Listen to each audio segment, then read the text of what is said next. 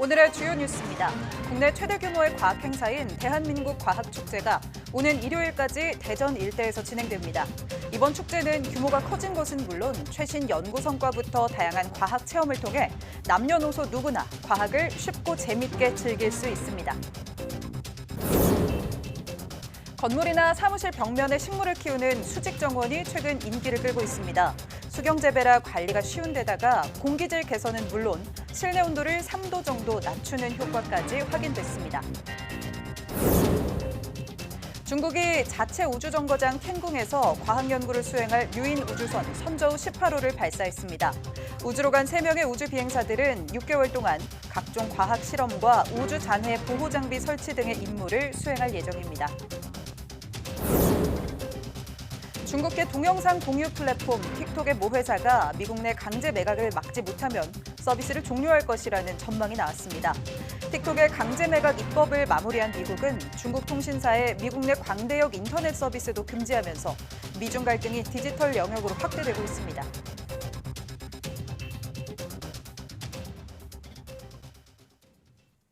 여러분 안녕하십니까? 사이언스 투데이 시작합니다. 국내 최대 규모의 과학축제죠. 2024 대한민국 과학축제가 성황리에 개막해 오는 일요일까지 대전 일대에서 진행됩니다. 올해는 세상에서 가장 큰 연구실이라는 주제로 축제에 온 누구나 과학자가 된 경험을 할 수 있다고 하는데요. 생생한 축제 현장을 양회영 기자가 소개합니다. 가상현실 속에서 방사선 계측기를 움직이자 알람이 울립니다. 혼합현실, XR 기술을 이용한 방사선 방제 훈련 체험으로 방호복을 입는 것부터 계측기를 사용하는 방법까지 실전처럼 경험할 수 있습니다. 피폭 상황이라고 생각을 하니까 되게 마음이 떨렸던 것 같아요. 그리고 이제 계측하는 장면을 하면서 이제 어떻게 처치해야 되는 거냐 약간 간접 체험할 수 있었습니다. 프로그래밍을 통해 나만의 낚싯대를 만들어 간식을 꺼내기도 하고 저중력 장치를 타고 6분의 1로 줄어든 중력을 받으며 달 표면을 걷는 기분도 느껴봅니다. VR로 롤러코스터를 체험하는 부스는 물론 드론을 조종해 빙고 게임을 하는 곳에는 많은 관람객이 몰렸습니다. 과학 행사에서 여러 가지 할 수 있는 기회가 돼가지고 좀 좋았던 것 같아요. TV에서 봤던 것들을 직접 볼 수 있어가지고 되게 좋았던 것 같습니다. 지난해에 이어 과학도시 대전에서 열린 대한민국 과학축제. 특히 올해는 체험 중심의 과학축제와 주요 연구 성과 전시 중심의 과학기술 대전을 통합해 규모가 커지면서 내용도 풍성해졌습니다. 올해 CES 참가 기업의 출품작과 최신 연구 성과를 만날 수 있는 과학 뮤지엄부터 과학 테마파크, 과학 라운지 등 누구나 과학을 즐기면서 편하게 쉴 수 있도록 다양한 공간이 마련됐습니다. 아이들의 상상력과 호기심을 자극할 수 있는 많은 과학 프로그램이 준비되어 있고 스타 과학자나 유명 과학 유튜버의 쉽고 유익한 강연이나 생활과학 교실 선생님들의 아주 재미있는 과학 교육 프로그램도 준비되어 있습니다. 세상에서 가장 큰 연구실이라는 주제로 열린 올해 대한민국 과학축제는 대전 엑스포 시민광장과 과학공원 일대에서 오는 일요일까지 계속됩니다. YTN 사이언스 양우영입니다. 최근 건물이나 사무실 벽에 식물을 키우는 수직 정원이 관심을 끌고 있습니다. 황량한 회색 공간을 싱그러운 초록으로 꾸밀 뿐 아니라 실내 공기질을 개선하는 효과도 크다고 합니다. 보도에 최명신 기자입니다. 안성에 있는 장애인 직업 재활 시설입니다. 600평 규모의 비닐하우스에서 수경 재배용 식물을 계약 재배로 키우고 있습니다. 오늘 납품할 물건은 공기 정화 능력이 뛰어난 스파트 필름. 뿌리에 묻은 흙을 꼼꼼히 털어내고 수경 재배 화분에 옮기면 출하 준비 끝입니다. 식물의 행선지는 하남의 한 사무실 휴게소. 벽에 수직으로 세워진 구조물이 싱그런 초록으로 채워집니다. 스파티 필름, 테이블 야자, 산호수, 천냥금, 스노우 사파이어가 사이좋게 자리했습니다. 실내 정화 효과가 탁월한 바이오월, 이른바 실내 수직 정원입니다. 요즘 미세먼지 때문에 창문을 닫아놓고 지내는 경우가 굉장히 많은데 그럴 때에도 창문을 닫아놓고 지낼 때에도 수직 적용이 있어서 습도 관리가 잘 돼서 그런지 굉장히 쾌적하고 흙 대신 물을 사용한 수경 재배라 관리가 쉽고 병해충 우려가 적습니다. 수직 정원 효과를 확인해 보니 수직 정원이 없는 곳에 비해 포름말데히드 농도가 55% 감소하고 휘발성 유기화합물도 절반 이상 줄었습니다. 또 초미세먼지는 1시간에 9.4% 낮아지고 이산화탄소 농도는 4% 이상 감소했습니다. 실내 온도는 한 3도씨 정도 낮추는 효과가 있었고요. 그 실내 공간에서 이렇게 갇힌 생활을 하는 그 샐러리맨들에게 그 푸른 정원을 보여줌으로써 그 정서적으로 좀 안정이 되고 그다음에 좀 우울증이 감소되는 그런 효과가 있었습니다. 최근엔 IoT 기술을 활용해 관리가 한층 수월해졌습니다. IoT 기술이라든가 센서 기술, 그다음에 빅데이터 활용하는 기술들이 지금 첨가가 되어서 그 관리를 좀 편리하게 관리할 수 있도록. 미세먼지가 기승을 부리는 날이 많아지면서 수직 정원에 대한 관심도 더 커질 것으로 보입니다. YTN 최명신입니다. 의대 교수들이 의대 증원분을 반영한 대입 전형 시행계획 변경은 불법을 조장하는 행위라며 책임을 묻겠다고 밝혔습니다. 전국의과대학 교수협의회는 26일 성명을 내고 교육부는 의대 증원과 관련된 구성원 의견을 무시한 채 대입 전형 시행계획 변경 신청을 각 대학에 서두르라고 강요하고 있다며 이같이 말했습니다. 이어 교육부 담당자가 이번 달 말 기한을 넘더라도 받아주겠다고 공문을 보냈다며 정상적인 행정 절차가 맞느냐고 지적했습니다. 협의회는 교육부의 부당한 지시를 확인해 이번 사태에 동조한 관련자들에게 책임을 묻겠다고 덧붙였습니다. 정부의 의과대학 증원 방침에 반발하는 의대생들이 정원 변경은 대학의 계약 위반이라고 법정에서 주장했습니다. 서울중앙지방법원은 26일 강원대와 제주대, 충북대 의대생 400여 명이 각 대학 총장과 국가 등을 상대로 대입 전형 시행계획 변경을 금지하라며 낸 가처분 신청의 신문기일을 열었습니다.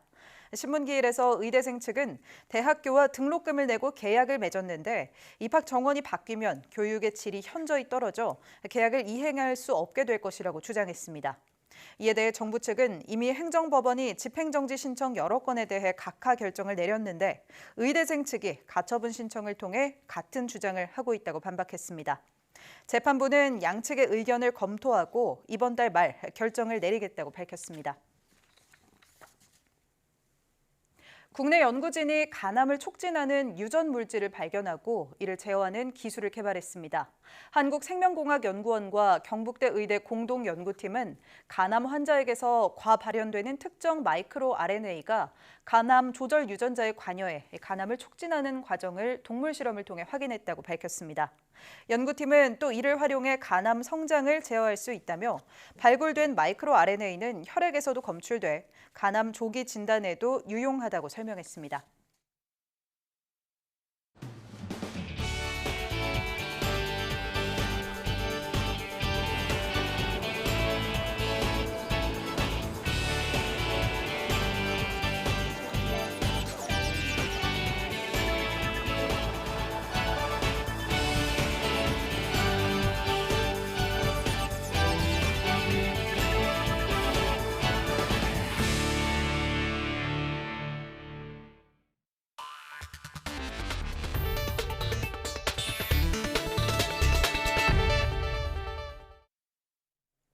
중국이 자체 건설 우주정거장 텐궁을 활용해 과학연구 등을 수행할 유인 우주선 선저우 18호를 발사했습니다.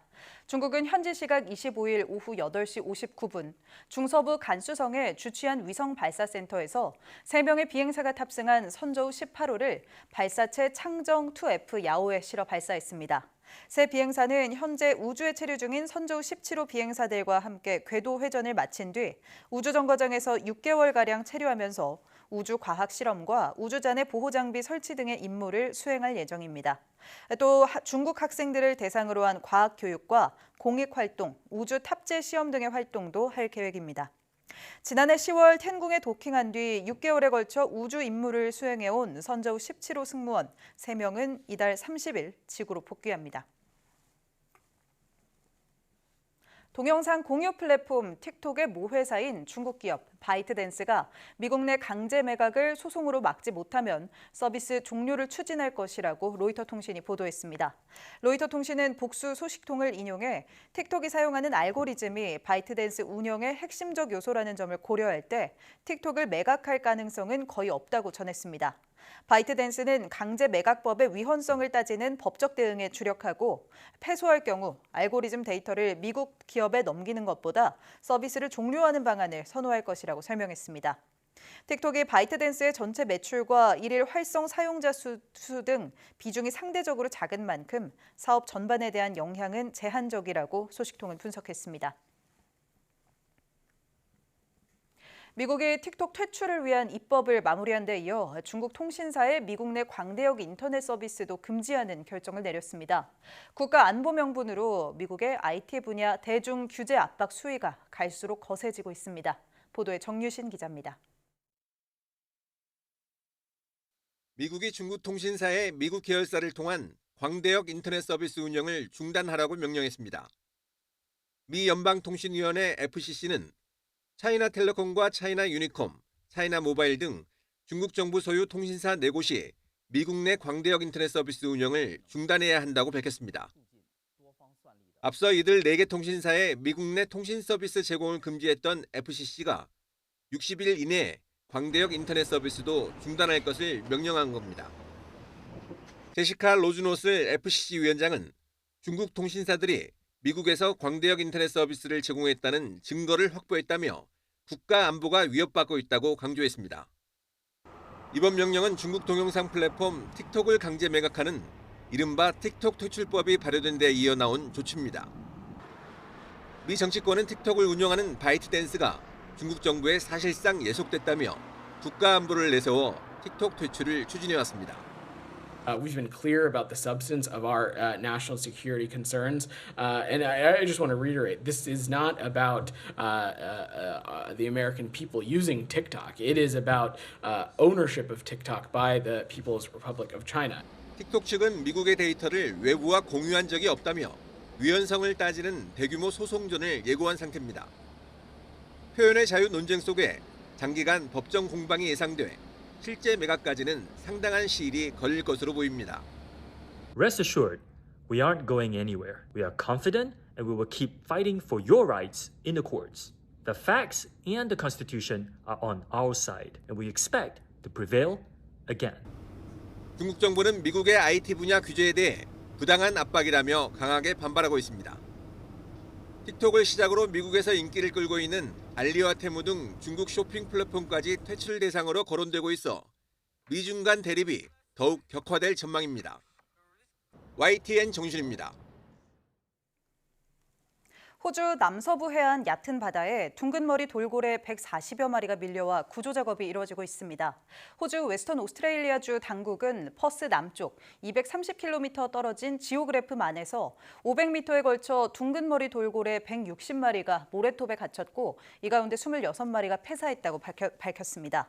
이어 야생동물 담당관과 해양과학자, 수의사 등이 현장에 출동해 돌고래를 구조하기 위해 안간힘을 쓰고 있다고 덧붙였습니다. 앞서 지난해 7월에도 웨스턴 오스트레일리아주의 외딴 해변에 둥근머리 돌고래 50여 마리가 밀려와 돌고래들이 목숨을 잃었습니다.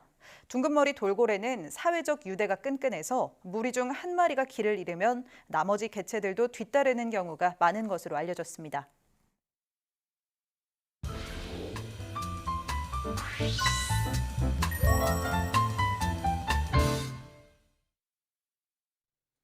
네, 한 주의 마지막인 매주 금요일 영화 속 과학을 찾아보는 사이언스 레드카펫 시간입니다. 오늘은 양효영 기자와 함께 특별한 손님이 저희 사이언스 투데이를 찾아주셨는데요. 개봉 예정인 영화 혹성 탈출 새로운 시대의 시각 효과를 총괄한 에릭 윈키스트 슈퍼바이저도 함께하겠습니다. 어서 오세요. 어서 오세요. 안녕하세요. 반갑습니다. Welcome. Thank you. 네, shall we start with greetings to our viewers? 시청자 여러분들께 인사 그리고 짧은 자기소개 부탁드립니다. Yep. 안녕하세요. Eric Winquist. I'm the visual effects supervisor for Kingdom of the Planet of the Apes at Weta Effects in New Zealand. 네, 반갑습니다. 그럼 본격적으로 이제 영화 이야기를 세 분과 해볼 텐데요. 먼저 양 기자님, 이 다음 달에 개봉할 혹성 탈출 어떤 이야기를 담고 있는 건가요? 이전 시리즈들과 이어지는 내용인지 궁금합니다. 완전히 이야기가 이어진다고 볼 수는 없지만요. 2011년부터 2017년까지 만들어졌던 혹성 탈출 시리즈가 있었죠. 뭐 진화의 시작, 반격의 서막, 종의 전쟁 이렇게 3부작이었는데 이거는 이제 3부작으로 마무리가 된 거고요. 이번 영화의 부제는 새로운 시대입니다. 7년 만에 새롭게 3부작을 다시 시작한다 이렇게 보시면 되는데요.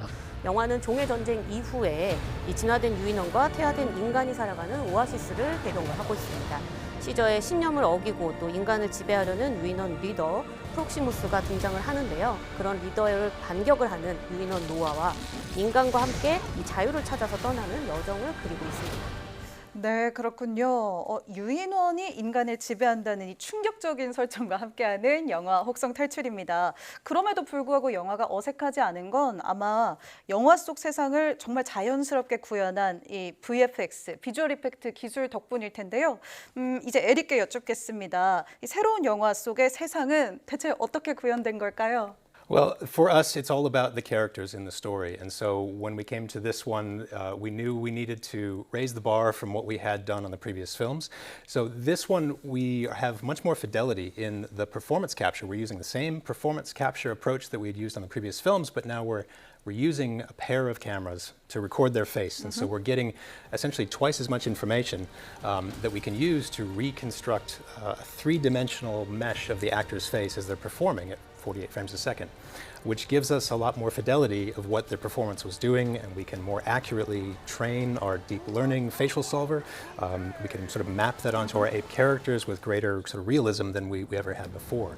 So that's our characters, but we also have a great deal of effects requirements in this story. We have the vast landscapes with wind blowing through the trees. We have lots of water requirements. We've got river scenes, and we've got a giant flood that we have, and our apes are having to interact with all of these things as well. And so there's a very sort of great sort of dependence in story on those effects, and so we knew we needed to bring all of that up to really kind of bring viewers into the story. 이렇게 진화한 기술 덕분에 정말 생생한 새로운 세상을 만들게 된 것 같은데요. 혹성 탈출 시리즈를 볼 때마다 사실 가장 궁금했던 게 과학적으로 과연 유인원이 사람처럼 진화할 수 있을까? 이런 궁금증 다들 가지고 계실 것 같아요. 과학적으로는 어떤가요? 네, 우선 이 시리즈의 설정부터 좀 살펴보면요. 시저가 처음에는 돌연변이 바이러스로 인해서 지능이 높아졌다 이렇게 설정이 나옵니다. 인간에게 치명적이었던 바이러스가 오히려 유인원에게는 지능을 높여주는 효과였다 이건데요. 인간은 우선 이 침팬지, 고릴라, 우랑우탄, 그다음에 보노보 등 이 대형 유인원으로 우리가 함께 분류돼 있잖아요. 실제로 사람이랑 침팬지의 유전자를 이제 비교를 해보면 차이가 겨우 1.2%에 불과하다고 합니다. 그 굉장히 유사한 유인원 안에 속해 있기는 하지만 2%도 안 되는 유전자 차이가 700만 년이라는 긴 시간에 걸쳐서 만들어진 거기 때문에 영화처럼 단 한 개의 바이러스가 뭐 끊어지거나 다시 재결합하거나 한다고 해서 갑자기 사람처럼 진화할 수는 당연히 과학적으로 그 부분은 없죠. 영화의 상상력이네요. 네, 그렇죠.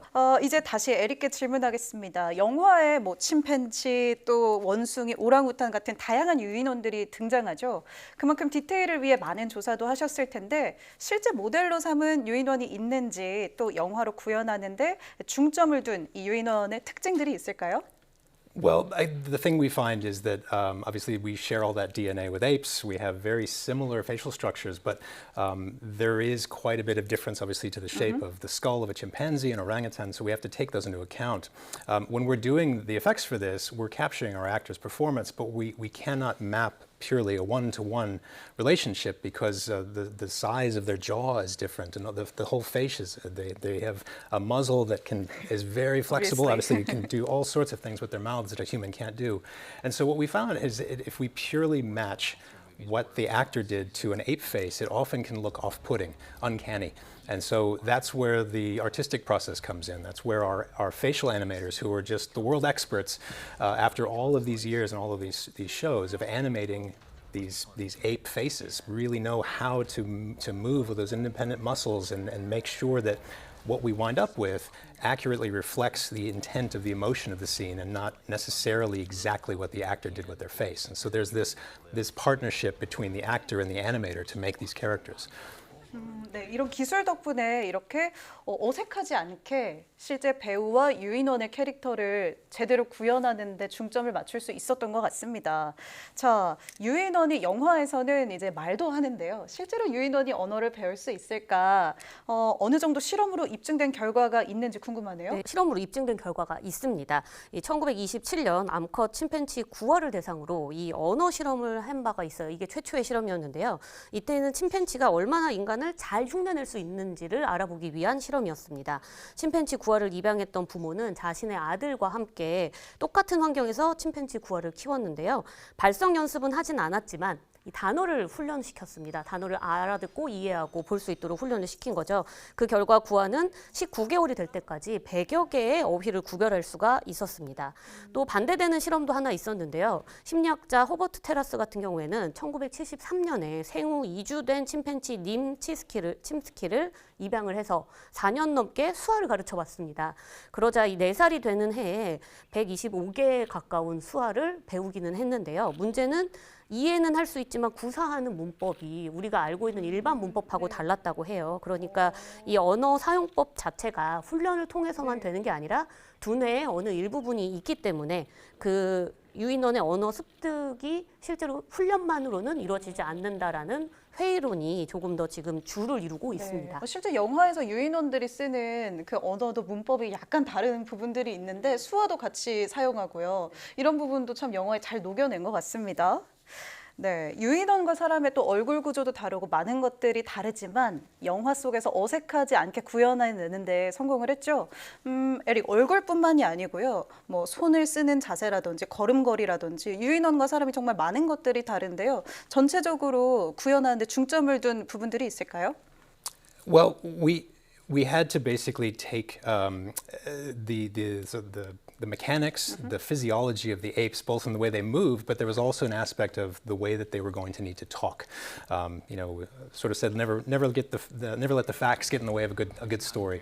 So there's a leap of storytelling that we at least take here to suggest that our apes are able to speak. But it said in the script, even for this film, that although they can speak, their physiology still makes it difficult. And so that was one of the things that our ape performers needed to work on, was to find their voice, so to speak, so that it was not just very fluid and that it was strained and there was thought behind the words. And that delivery was challenging to find for the actors, because how do you deliver a dramatic scene when you're speaking that way?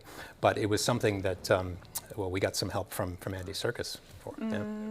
네, 실제로도 도움을 받으셨다고 하는데요. 어떤 도움을 받았는지 좀 궁금합니다. Well, he was generous enough with his time to essentially pass the torch to this new generation of ape actors. 네. So they had a Zoom call with him in our pre-production period of the movie, where he spent time with each actor one-on-one, and they could work through what his experience had taught him through the films, of where his voice came from. It wasn't here, it was deep. And so through that process, it was very helpful for all of our actors to work with Andy and essentially learn from the master, of performance capture, of like what it means to play these characters. So I think from that, it springboarded all of them forward. Yeah. 잘 들었습니다. 이렇게 오늘 영화 혹성 탈출 새로운 시대의 시각효과 담당자인 에릭 윙키스트 슈퍼바이저와 함께하고 있는데요. 더 얘기를 많이 물어보고 싶지만 허락된 시간이 좀 짧습니다. 개봉을 기다리고 있는 한국 관객들이 많은데요. 마지막으로 한마디 부탁드립니다. Sure. The film is opening here in Korea on the 8th of May. Yes. And I would encourage everybody to go see it on the biggest screen you can, because it's a great deal of fun. It's a very fun romp and lots of amazing visuals to take in. But we want all of the technology to fade away and just for you to all enjoy a really thrilling story. 네, 알겠습니다. 정말 오랜만에 돌아오는 또 새로운 시리즈라서 기다리는 분들이 많을 것 같습니다. 오늘 함께해 주셔서 감사합니다. Thank you for joining us. 감사합니다. Thank you. 감사합니다.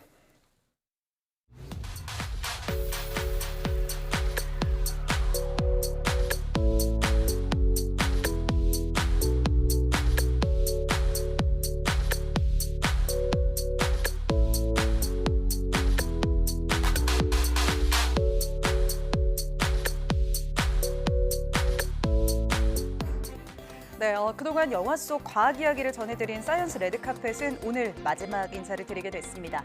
4월도 어느새 마지막 주말을 남겨놓고 있는데요. 과학의 달 4월의 대미를 장식하는 대한민국 과학축제를 이번 주말까지 대전에서 만나보실 수 있습니다. 우리나라 과학기술의 위상을 보고 느낄 수 있는 체험 중심의 축제로 꾸려졌는데요. 지난해보다 행사 규모도 훨씬 커졌다고 하니 가족들과 나들이 다녀오셔도 좋겠습니다. 뉴스 마칩니다. 고맙습니다.